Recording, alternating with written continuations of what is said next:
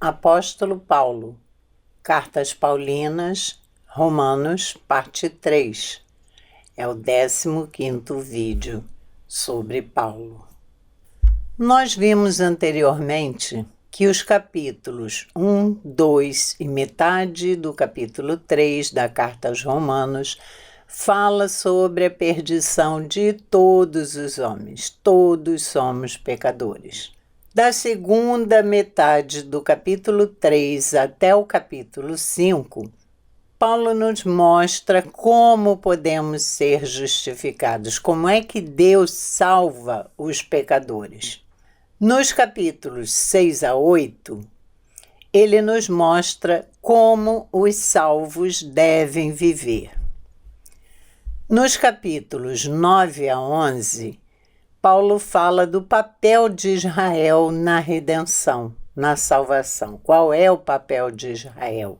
Dos capítulos 12 a 15, ele nos mostra a convivência de judeus e gentios na igreja, como deve ser, fala sobre dons de comidas sacrificadas a ídolos, de perdão aos irmãos e do plano missionário dele, que era passar por Roma e chegar à Espanha. E no capítulo 16, ele saúda a muitas pessoas na igreja de Roma. Capítulo 9. Aqui Paulo nos mostra a soberania de Deus na salvação.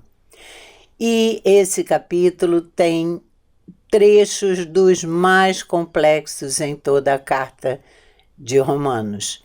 Não só aqui, mas outros capítulos também. Falando sobre Israel, no capítulo 9, Paulo nos fala da eleição. No capítulo 10, ele nos fala da rejeição. E no capítulo 11, da restauração. Paulo sofre pelos judeus. No capítulo 9, versículos de 4 a 5, ele diz que sofre porque são o povo de Deus. E ver esse povo de Deus, compatriotas dele, não serem salvos é difícil para Paulo. Ele diz que eles são o povo e que eles receberam a lei de Deus. Foi um povo escolhido a partir de Abraão, que recebeu diversos benefícios. Esse povo teve muitos privilégios. Foi ele quem recebeu a aliança com Deus. A adoção, foi um povo separado para ser de Deus. A glória de Deus, as promessas, os patriarcas e até mesmo o Messias. E sobre a eleição divina, ele fala que esse povo é incrédulo. E também que a eleição divina não é genética, a salvação não é genética, mas espiritual. Eles não eram salvos somente por ser judeus, por ser o povo escolhido de Deus, mas a salvação era espiritual para aqueles que creem, como ele tanto afirmou que Abraão creu na promessa de Deus e isto lhe foi imputado como justiça. Então, o verdadeiro judeu é aquele que ele diz que crê nas promessas de Deus, assim como Abraão. No versículo 8, ele diz: isto é, estes filhos de Deus não são propriamente os da carne, mas devem ser considerados como descendência os filhos da promessa. Então não é o judeu que nasce judeu que será salvo e é considerado filho de Deus, mas sim é considerada descendência de Abraão aqueles que são filhos da promessa. No versículo 9, ele diz: porque a palavra da promessa é esta: Por esse tempo virei, e Sara terá um filho. E não ela somente, mas também Rebeca, ao conceber de um só Isaque, nosso pai. Ele fala sobre essa promessa, que Deus prometeu a Abraão que a sua descendência seria enorme e que por ela abençoaria todas as nações da terra. Mas como? Se Sara era estéril. Mas o Senhor prometeu e cumpriu a promessa. E também a Rebeca, que também era estéril, mas concebeu Isaque, nosso pai, é o que ele diz. Então, os filhos de Abraão são aqueles da promessa, são os filhos da fé. Isso está nos versículos 6 e 13 do capítulo 9. É o Israel espiritual, ou seja, dentro da nação de Israel, em que haviam os israelitas, ali dentro tinha um remanescente, era aquele povo que cria nas promessas, assim como Abraão. E esse era o Israel espiritual. Então, esses são os verdadeiros filhos de Abraão, os filhos da promessa e da fé, assim como Abraão. E ele fala da eleição, porque ele conta o episódio da escolha entre Esaú e Jacó, como está no versículo 13. Não há mérito na eleição. Deus não escolhe por mérito quem é bom, quem faz o bem, mas sim pela soberania dele, pela vontade dele. No versículo 12, ele diz: já fora dito a ela, a Rebeca, né? O mais velho será servo do mais novo. Como está escrito, amei Jacó, porém me aborreci de Esaú. Ou seja, aqui o próprio Deus já havia determinado, quando ainda eles estavam no ventre da mãe, que o mais velho serviria ao mais moço. E assim aconteceu. Esaú era o mais velho e acabou servindo a Jacó, que era o mais novo, porque nasceu depois. E ele já afirma que ele amou Jacó antes dele nascer, antes dele existir no mundo. Ele era ainda um feto, um bebê na barriga de Rebeca. E Deus já havia escolhido Jacó e se aborreceu de Esaú, ou seja, não escolheu Esaú. Não é que ele teve ódio de Esaú, mas ele simplesmente deixou Esaú para lá, não era o que ele queria. E para Moisés, Deus já havia dito, isso Paulo nos conta no versículo 15, que Deus tinha falado com Moisés: terei misericórdia de quem me aprouver ter misericórdia. No versículo 17, Paulo nos fala: porque a Escritura diz a Faraó: para isto mesmo te levantei, para mostrar em ti o meu poder e para que o meu nome seja anunciado por toda a terra. Paulo aqui está confirmando o que diz o Antigo Testamento, que Deus fala a Faraó, que levantou o Faraó para isto mesmo, para que ele mostrasse o seu poder nas pragas e em tudo que ele fez para libertar o povo, e assim o seu nome, o nome de Deus, seria anunciado por toda a terra. E foi e continua sendo até os dias de hoje. E Paulo pergunta aos judeus, a todos aqueles que ele escreve, né? Vocês estão reclamando por isso? Porque é Deus que faz tudo. Quem és tu para discutir com Deus? No versículo 14, ele diz: que diremos, pois? Há injustiça da parte de Deus? De modo nenhum. Pois ele diz a Moisés: terei misericórdia de quem me aprouver, ter misericórdia, e compadecer-me-ei de quem me aprouver ter compaixão. Então, Paulo imagina alguém perguntando a ele: que diremos, pois, à injustiça da parte de Deus? E ele responde: de modo nenhum, porque ele já disse a Moisés que ele tem misericórdia de quem quer e que se compadece também de quem ele quer. Então, não há injustiça da parte de Deus, porque o que é a injustiça? A injustiça ocorre quando alguém merece alguma coisa e eu não dou. Alguém merece receber alguma compaixão, alguma coisa, mas eu não dou. Aí é injustiça. Mas quem é que merece a salvação? Se todos somos pecadores, ninguém merece a salvação. Para nós, pecadores, só há juízo e condenação. Por isso, não há injustiça de Deus.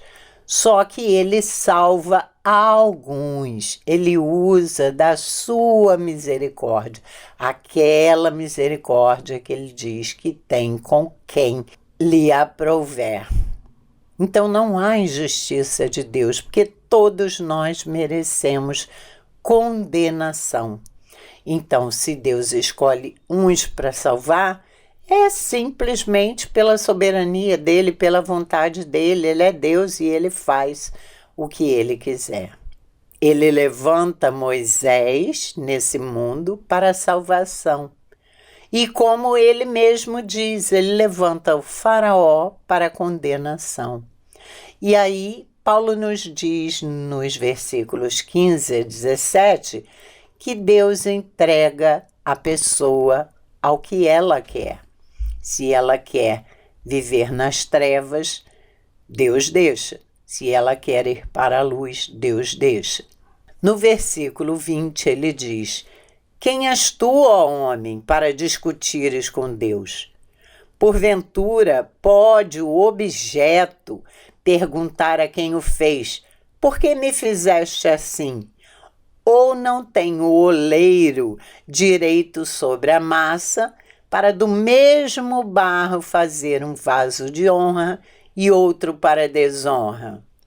O que Paulo diz aqui? O oleiro é quem faz o vaso, né, de barro. Ele vai lá e molda o barro para fazer o barro. E aí ele compara Deus com o nosso grande oleiro, né, que faz vasos para honra e outros para desonra. Como ele fez Moisés para a salvação do povo, ele fez o faraó para a condenação. E aí as pessoas podem falar: não, mas isso não é justo. E Paulo já diz logo: quem és tu, ó homem, para discutires com Deus? O objeto, vocês são o objeto, vocês são o vaso. Vocês têm direito de perguntar a Deus que fez vocês: por que o Senhor me fez assim? Então, ele é Deus, ele é o oleiro e ele faz da massa aquilo que ele quer, ou um vaso para honra ou outro para desonra. E Deus suporta com paciência todos os erros do seu povo. E ele usa de justiça e de graça. E sempre em qualquer dessas ocasiões, ele é glorificado. Porque a finalidade de tudo é glorificar a Deus. No versículo 25, Paulo fala o que Oséias já tinha dito anos antes. Chamarei povo meu ao que não era meu povo, e amada a que não era amada.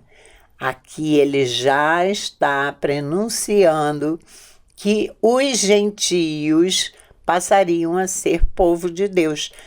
Deus iria chamar os gentios de povo meu também, mesmo não sendo povo, e amada aquela que não era amada. Então, Oséias já havia dito isso. E também no versículo 27, Paulo nos mostra o que Isaías também falou. Ainda que o número dos filhos de Israel seja como a areia do mar, o remanescente é que será salvo. O remanescente é aquele povo de Israel dentro do povo de Israel. É o Israel espiritual. É um grupo que crê que são da promessa e da fé que está dentro do povo de Israel. Porque se nós percebermos, Israel foi muito mesmo rebelde contra Deus, todo o tempo. Mas sempre havia aquele remanescente, aquele que persevera, aquele que é fiel. Esse é o Israel espiritual. E Paulo aqui passa a falar da descrença de Israel. No versículo 30 ele diz: que diremos, pois? Que os gentios que não buscavam a justificação vieram a alcançá-la, todavia a que decorre da fé. E Israel, que buscava a lei de justiça, não chegou a atingir essa lei. Por quê? Porque não decorreu da fé, e sim como que das obras. Tropeçaram na pedra de tropeço, como está escrito: eis que ponho em Sião uma pedra de tropeço e rocha de escândalo, e aquele que nela crê não será confundido. Paulo aqui está dizendo: os gentios não buscavam a justificação, mas alcançaram, porque tiveram fé. E Israel, que vivia sob a lei, procurando ser salvos pela lei, não conseguiu cumprir essa lei. Por quê?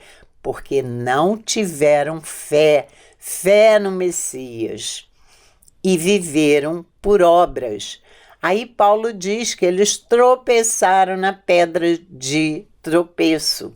Como já estava escrito nas Escrituras, Deus já havia falado que colocaria em Sião uma pedra de tropeço, e aquele que nela cresce não seria confundido. Claro que aqui a gente percebe que é Cristo, né? Ele já havia anunciado que colocaria essa pedra de tropeço, que era Cristo, e eles não receberam a salvação porque não decorreu da fé, não creram em Cristo e tropeçaram nessa pedra de tropeço, porque Cristo é um problema para aqueles que não creem. Ele é a pedra de tropeço. Você bate em Cristo, crê ou não.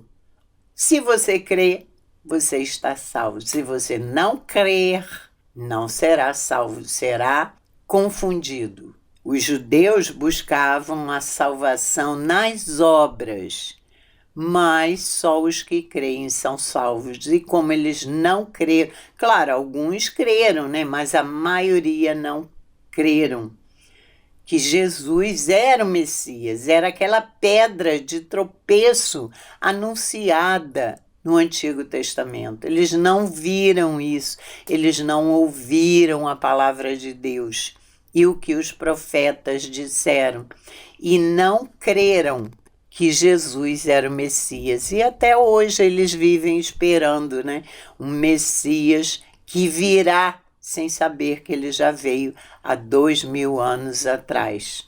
Capítulo 10. Nesse capítulo, Paulo nos fala da rebeldia de Israel. Ele suplicava a Deus pela salvação dos judeus, isso está no versículo 1.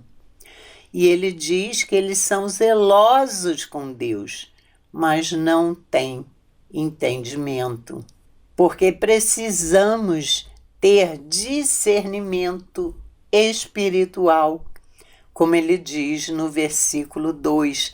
Ele até fala: vocês, judeus, são um povo religioso, vocês são zelosos com Deus, vocês procuram orar, fazer isso tudo, mas vocês não têm entendimento, vocês não discerniram espiritualmente o que a palavra diz e não perceberam o Messias quando ele veio.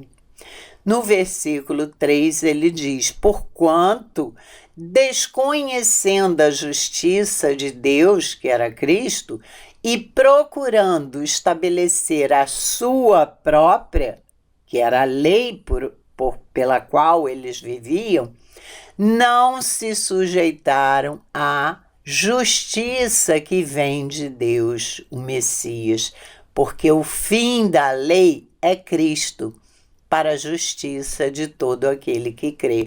Eles queriam viver pelas obras, cumprindo a lei, e não conseguiam cumprir a lei. E eles não viram Cristo, não viram a justiça que vem de Deus e não se sujeitaram a Cristo. Porque se eles tivessem feito isso, eles veriam que o fim da lei é Cristo, porque Cristo cumpriu a lei. E quem vai a Cristo consegue também cumprir essa lei. Mas eles não perceberam isso. E dos versículos 6 a 7, ele nos fala que não precisamos buscar Cristo no alto, no abismo. Versículo 6. Não perguntes em teu coração: quem subirá ao céu? Isto é, para trazer do alto a Cristo. Ou quem descerá ao abismo? Isto é, para levantar Cristo dentre os mortos. Porém, que se diz? A palavra está perto de ti, na tua boca e no teu coração. Vocês não precisam buscar Cristo lá no alto, ir no céu para buscar Cristo, ou descer até o abismo para buscar Cristo. Cristo está aqui, ele é a palavra de Deus. E a palavra está perto de ti, na tua boca e no teu coração. Eles têm a palavra e não veem Cristo na palavra. Eles tinham todas as escrituras e não viram Cristo ali. E acham que deve buscar o Messias esteve ali. A palavra estava com eles, na boca eles a pronunciavam todos os dias. E até estavam no coração, mas eles não perceberam o Messias. No versículo 9, ele diz: se com a tua boca confessares Jesus como Senhor e em teu coração creres que Deus o ressuscitou dentre os mortos, serás salvo. Porque com o coração se crê para a justiça e com a boca se confessa a respeito da salvação. Então, eles tinham que crer e confessar, mas isso tinha que vir do coração. Crer realmente que Deus havia mandado Cristo, que o havia ressuscitado dentre os mortos. E fazer isso é ser salvo, porque não adianta apenas falar, mas devemos crer com o coração. Porque a confissão sem crer, ela é inútil. Eu dizer, eu aceito Jesus, eu sei que Jesus veio ao mundo para salvar os nossos pecados, mas se ele não estiver no nosso coração, essa confissão é inútil. E muitos não confessam isso publicamente, porque não tem Cristo no coração. A salvação, ela vem com duas coisas juntas. também com a ressurreição. Temos que crer que Jesus veio salvar os pecadores, remir os nossos pecados, morreu por isso e foi ressuscitado. Se ele só tivesse morrido e não tivesse sido ressuscitado, nós não seríamos salvos. Então Deus o ressuscitou, Deus o exaltou após a morte, inaugurando a imortalidade.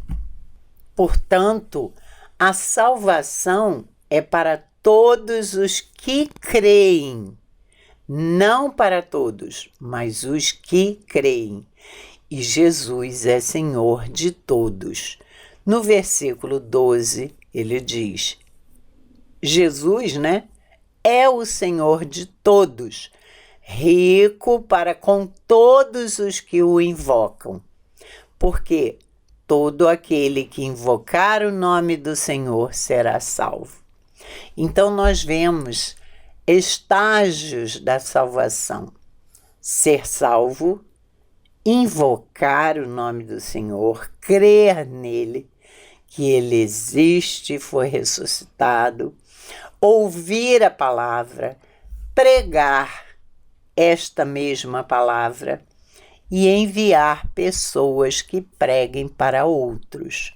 Precisamos de pessoas enviadas para pregar para que alguém ouça, porque a fé vem pelo ouvir e ouvir a palavra de Deus.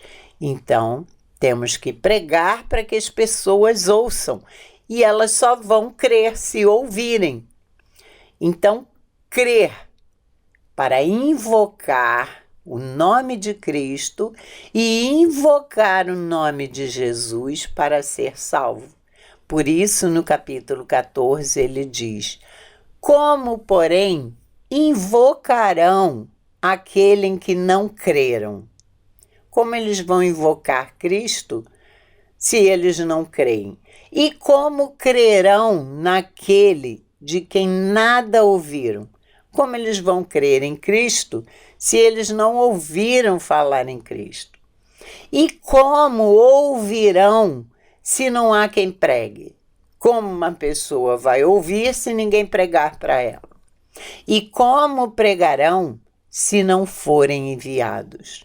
Como as pessoas vão pregar se não forem enviadas a outras que não conhecem Jesus? Como está escrito, quão formosos são os pés dos que anunciam coisas boas, que é o Evangelho. Aí Paulo começa a nos mostrar a loucura do Evangelho. No versículo 16 ele diz, mas nem todos obedeceram ao Evangelho, pois Isaías diz, Senhor, quem acreditou na nossa pregação? E assim, a fé vem pela pregação, e a pregação pela palavra de Cristo. Mas pergunto, porventura não ouviram? Sim, por certo. Por toda a terra se fez ouvir a sua voz e as suas palavras, até aos confins do mundo. Aí Paulo mostra a rejeição dos judeus, A fé vem pela pregação. E ele pergunta, porventura não ouviram? Será que eles não ouviram a pregação? Sim, por certo. Por toda a terra, todo mundo ouviu a pregação. Então, os judeus ouviram também. E nós podemos perceber que a palavra de Deus é uma faca de dois gumes, nós sabemos disso, Ela tanto corta o coração para a salvação, como corta aqueles destinados ao juízo. Ela leva a salvação para aqueles que aceitam, que creem, mas também leva ao juízo aqueles que rejeitam. Eles sabiam de tudo, eles conheciam a lei, conheciam as escrituras, as profecias de que viria um Messias, mas rejeitaram. Eles sabiam que a salvação viria a todas as nações, porque toda a escritura dizia isso.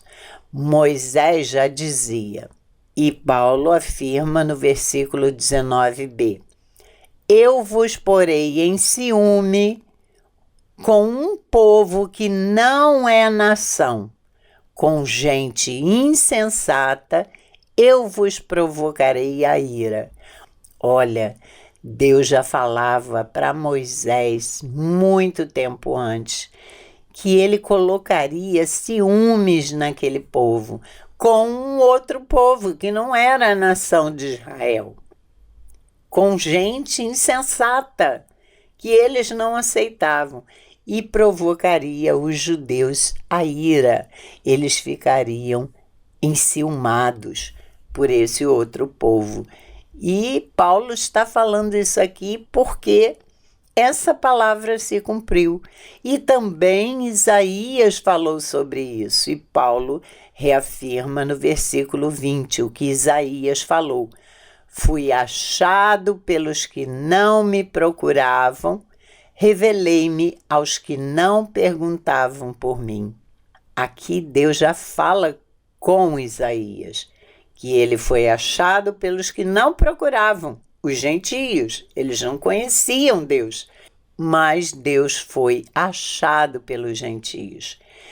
E Deus se revelou também àqueles que não procuravam por ele, aqueles que não conheciam Deus, mas Deus se revelou a eles também. Então, Israel foi rebelde todo o tempo, porque todo o tempo em que Israel existiu como povo de Deus, Deus sempre estendeu a mão para esse povo. Paulo fala isso no versículo 21, mas o povo não quis ouvir. Capítulo 11. Nós vimos que o capítulo 9, Paulo nos fala da eleição de Israel, que é sempre pela graça e não pela lei. Israel não foi salvo pela lei, mas pela graça. E não foram todos da nação de Israel, mas apenas o remanescente, a Israel espiritual dentro da nação de Israel. Essa foi a eleição de Israel. Esses foram os eleitos de Deus em Israel. O remanescente, o Israel espiritual. E sempre foi pela graça. Eles sempre foram salvos pela graça e não pela lei. Sempre. Abraão, relembrando, ele creu em Deus e essa fé lhe foi imputada por justiça. Ele foi salvo pela fé e pela graça de Deus que lhe deu fé. Então, todo aquele povo de Israel que foi salvo, remanescente, os filhos da promessa, os da fé, sempre foi pela graça, nunca pela lei, até hoje. O capítulo 10 já nos fala da rejeição de Israel. Essa rejeição ocorreu por eles mesmos, porque eles rejeitaram o Messias, eles rejeitaram o que estava na palavra de Deus, o que profetas haviam dito sobre o Messias que viria. Então a rejeição aconteceu por eles mesmos. O capítulo 11 vai tratar do futuro de Israel, de alcançar Deus também aquele povo. E aí a gente se pergunta, será que Deus ainda tem um carinho pelo povo de Israel? Nós podemos ver a sobrevivência desse povo de Israel. Porque nos anos 70, quando o templo foi destruído e que Jesus já havia previsto, houve a maior diáspora da história para aquele povo. Aquele povo foi disperso pelo mundo, não viveu mais em Israel. Acabou o templo, acabou tudo para eles, eles tiveram que fugir. E essa foi a maior diáspora da história. Mas esse povo sobreviveu todo esse tempo, passando seus ensinamentos, sua cultura, sua religião de pai para filho, embora não tivessem crido no Messias. Mas a sobrevivência do povo se manteve até o dia 14 de maio de 1948, quando Israel foi novamente declarado um Estado. Isso levou mais de 1.800 anos, mas Deus manteve a sobrevivência de Israel, preservando a sua cultura, apesar de muita coisa ter acontecido. No século XVII, houve a peste negra que matou muitas pessoas, mas Deus preservou Israel. No século XX, houve o Holocausto, em que muitos judeus foram mortos, mas Deus preservou a nação. Embora toda essa sobrevivência de Israel que foi mantida por Deus, que nos faz imaginar que seria um povo especial, Deus, na verdade, só tem um povo, e é a igreja. E esse povo, a igreja, foi salva pela graça. Antes também eles eram salvos pela graça. E depois de Cristo, quando a igreja propriamente dita surgiu, a igreja primitiva com os apóstolos, passamos a ser salvos pela graça igualmente aqueles que viveram antes. Mas Deus não rejeita o povo, porque os judeus podiam dizer, então Deus rejeitou o povo, mas Paulo diz que não, que ele tem provas. Por quê? Paulo era um israelita, ele era descendente de Abraão, como ele diz no versículo 1. E Deus não o rejeitou, mesmo ele sendo um péssimo israelita que tentava prender os cristãos. Apesar de tudo que Paulo fez, Deus não o rejeitou. Ele era israelita, então Deus não rejeita o povo. Ele simplesmente escolhe aqueles que ele quer.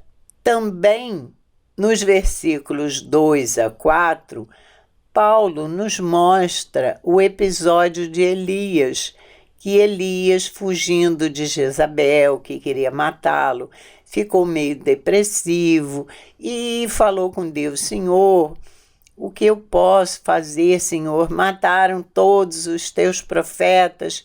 E Deus fala com Elias: eu separei 7.000 homens que não se dobraram a Baal, não dobraram seus joelhos a Baal. Esse era o remanescente, era aquele que tinha fé, que não se dobrou, que não adorou Baal, que se manteve fiel, que perseverou. Nos versículos 5 a 6 do capítulo 11, Paulo diz: assim, pois, também agora, no tempo de hoje, sobrevive um remanescente segundo a eleição da graça. E se é pela graça, já não é pelas obras. Do contrário, a graça já não é graça.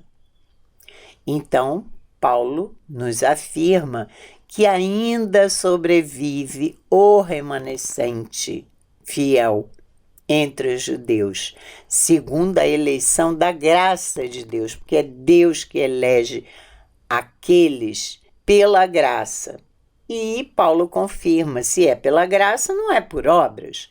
Se Deus está fazendo isso pela graça, vocês não serão salvos por obras. Senão a graça não é graça. Para que graça? Se vocês serão salvos por obras. Então a graça não existe. É o que Paulo quer dizer. Dos versículos 7 a 8, Paulo nos diz: o que Israel busca, isso não conseguiu, mas a eleição o alcançou. E os mais foram endurecidos, como está escrito: Deus lhes deu espírito de entorpecimento, olhos para não ver e ouvidos para não ouvir até o dia de hoje. O que Paulo quer dizer aqui? Israel buscou a salvação, mas pela lei, e não conseguiu. Mas a eleição o alcançou. Há alguns.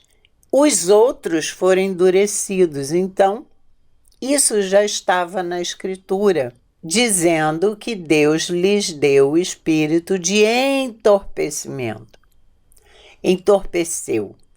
Os olhos não podiam ver, estavam tapados com escamas, os ouvidos tapados também para não ouvir. E isso acontece até o dia de hoje. O dia de hoje é o dia de Paulo naquela época, mas na verdade acontece até os nossos dias, Muitos judeus não creram e estão com os olhos tapados, os ouvidos tapados e com o espírito de entorpecimento. Entorpecidos espiritualmente, não conseguem ver, até que Deus tire a venda e destape os ouvidos. Então, o coração que rejeita, Deus endurece. E aí ele deixa a pessoa fazer o que ela quer. Porque, na verdade, apesar da eleição, Deus tem um chamado para todos, é o chamado comum para todas as pessoas, mas muitos rejeitam. Então, esses que rejeitam, Deus endurece ainda mais o coração e entrega ao homem aquilo que ele quer fazer.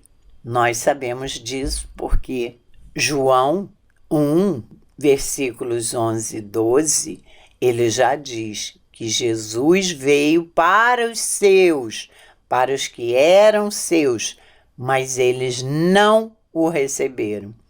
Mas a todos quanto o receberam e creram e foram feitos filhos de Deus, Então, ele veio para os seus, os judeus, os próprios judeus. Ele era judeu e veio para os seus compatriotas, mas os judeus não o receberam. Então, a rejeição do povo de Israel, na verdade, foi uma bênção para os gentios, porque Deus colocou os judeus em ciúmes, mas é um ciúme positivo, não é aquele ciúme que nós temos. Deus coloca num ciúme positivo, como de querer também, de buscar também. Eles têm a salvação, eu também quero buscar. No versículo 13, Paulo diz: dirijo-me a vós outros que sois gentios. Ele está falando com os gentios. Visto, pois, que eu sou apóstolo dos gentios, glorifico o meu ministério, para ver se, de algum modo, posso incitar a emulação, ou seja, um espírito de competição, os do meu povo e salvar alguns deles. Paulo aqui está dizendo que ele ficaria feliz se de algum modo ele pudesse incitar, através dos gentios, um espírito de competição que fosse capaz de salvar os judeus. Aí ele diz que esse ciúme, que seja bom, que seja para os judeus a vontade de também ser salvos, e assim Paulo poderia salvar alguns deles. Então, o propósito dessa competição era estimular os judeus para Paulo. E aí Paulo começa a nos mostrar uma outra visão, que Israel era o ramo legítimo de uma oliveira, o ramo legítimo da oliveira. Os gentios já eram uma oliveira brava e que eles eram enxertados. Aí Paulo vai nos falar sobre isso dos versículos 17 a 21, em que ele nos mostra esse argumento. Versículo 17. Se, porém, alguns dos ramos foram quebrados, e tu, sendo oliveira brava, os gentios, foste enxertada em meio deles, que são os ramos naturais, os judeus, e te tornaste participante da raiz e da seiva da oliveira, não te glories contra os ramos. Porém, se te gloriares, sabe que não és tu que sustenta a raiz, mas a raiz a ti.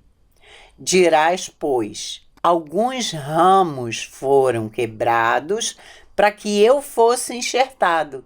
Bem, pela sua incredulidade foram quebrados. Tu, porém, mediante a fé, estás firme. Não te ensoberbeças, mas teme, porque se Deus não poupou os ramos naturais, também não te poupará. Considerai, pois, a bondade e a severidade de Deus para com os que caíram. Paulo aqui nos dá uma visão de uma oliveira natural, que seria Israel, o Israel espiritual, uma oliveira natural. Porém, os gentios seriam uma oliveira brava, que era aquela oliveira que não era boa, não dava azeitona, não dava óleo, não dava nada que prestasse. Era uma oliveira que servia apenas como árvore, mas não dava frutos. Essa oliveira brava eram os gentios. Então, os gentios, que eram oliveira brava, foram enxertados na oliveira natural, que era Israel, os judeus. E esses gentios participaram da raiz e da seiva daquela oliveira que era natural. Mas Paulo fala, não te glories contra os ramos. Saibam que quem sustenta vocês é a raiz. Não são vocês que sustentam a raiz, mas vocês são sustentados por essa raiz. E aí vocês podem falar, os ramos foram quebrados para que eu fosse enxertado. Sim, pela incredulidade foram quebrados. Mas você, pela fé, está firme. Mas não se ensoberbeça com isso. Tenha medo, tema, respeite e tema o Senhor.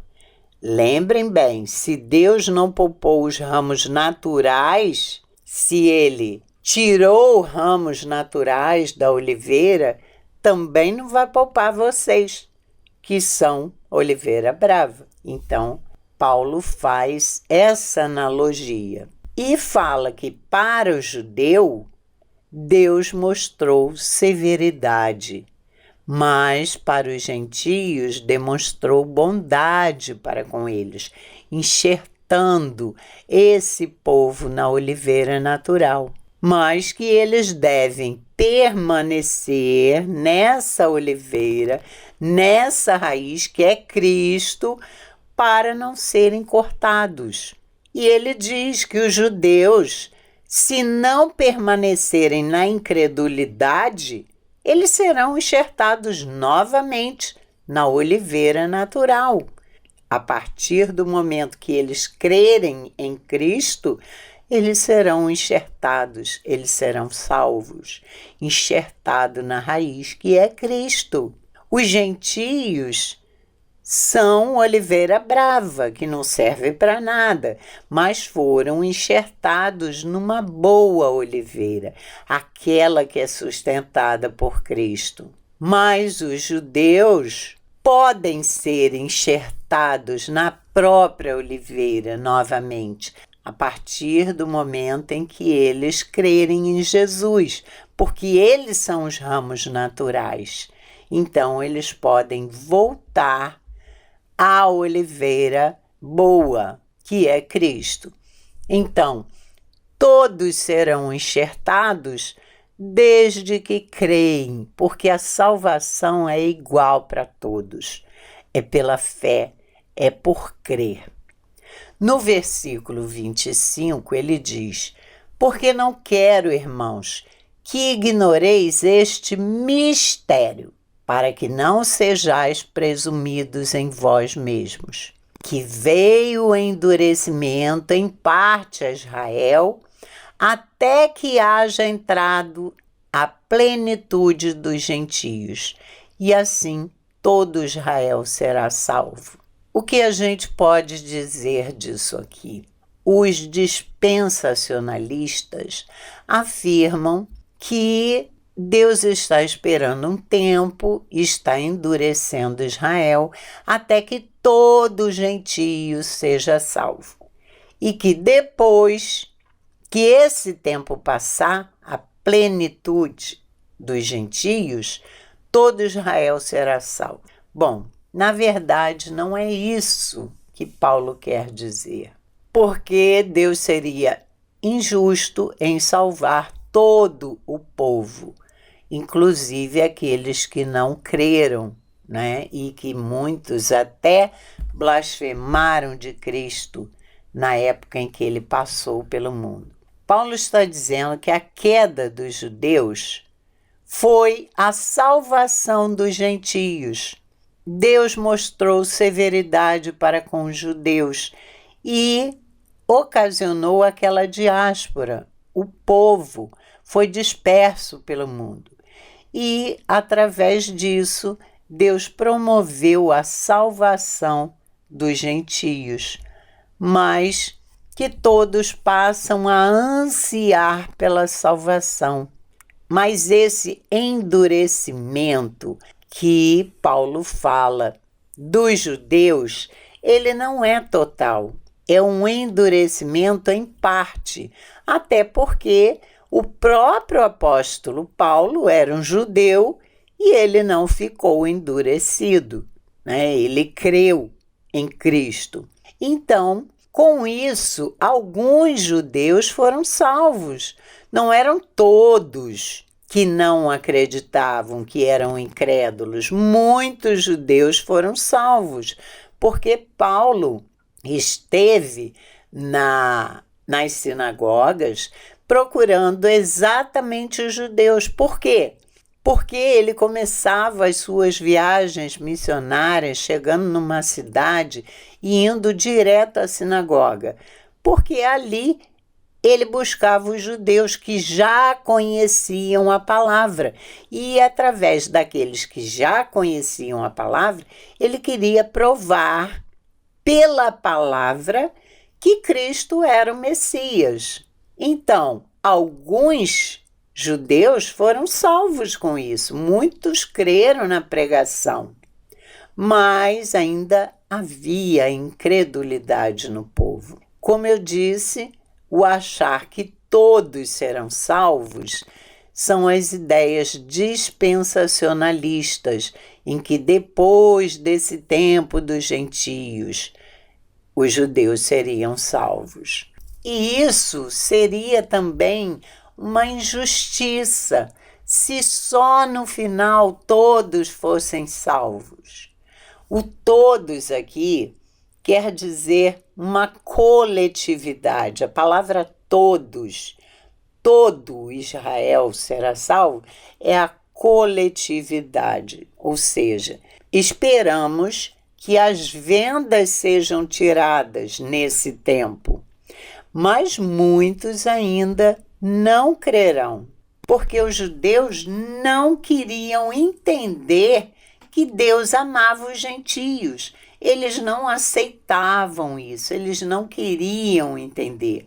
Então Deus promoveu uma diáspora, ele já sabia, Deus sabe de tudo, já havia determinado que esse povo seria espalhado pelo mundo e que então o evangelho seria pregado a toda a nação.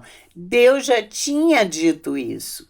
Então, depois desse tempo, Paulo nos diz que todo Israel será salvo, ou seja, a coletividade. Esse todo não é todo judeu, mas a coletividade de Israel terão as suas vendas tiradas, para que eles possam entender que Deus é Deus dos judeus e Deus dos gentios também.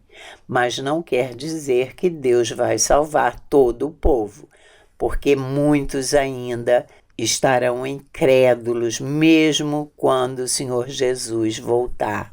E Paulo nos diz no versículo 32 que na desobediência Deus usa de misericórdia para com aqueles que desobedecem. Então, talvez ele tenha misericórdia desse povo e tire as vendas de alguns para que esses também sejam salvos. Mas o que podemos dizer? Na verdade, o que Paulo diz no versículo 33, ó profundidade da riqueza, tanto da sabedoria como do conhecimento de Deus. E quem somos nós, né? Para imaginar, para acertar, dizer o que Deus vai fazer. Nós não somos nada, nós não entendemos os seus propósitos, não sabemos aquilo que Ele deseja, mal temos conhecimento dele, apenas aquilo que Ele nos revelou, mas Ele é muito mais que isso. Não temos a menor ideia do tamanho da sua sabedoria. Portanto, esse é um versículo riquíssimo, porque é rica, imensa, profunda a sabedoria de Deus e o conhecimento dele. E vamos estar buscando, aprendendo, ouvindo, e nunca chegaremos à plenitude do conhecimento de Deus. Estaremos sempre buscando, tentando conhecê-lo, mas sem jamais alcançar a plenitude. Então, nós ficamos por aqui nesse vídeo, para que ele não fique muito grande, e no próximo vídeo terminaremos a carta aos Romanos. Espero que tenha ajudado a vocês e até a próxima.